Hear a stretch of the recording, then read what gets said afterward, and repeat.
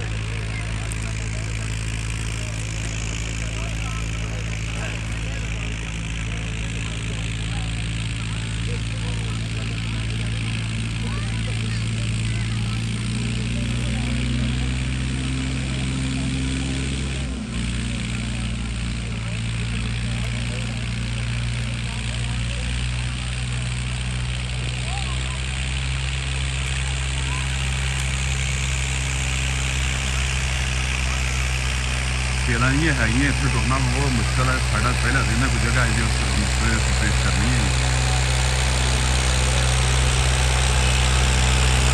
काम कड्डी आउंदा जी।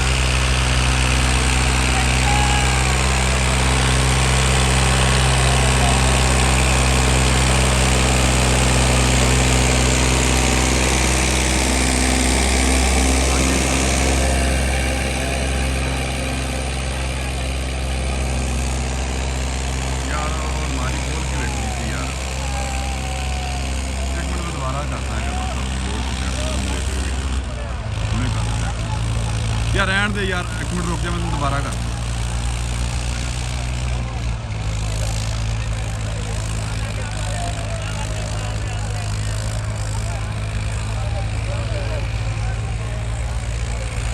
वालेकुम अस्सलाम।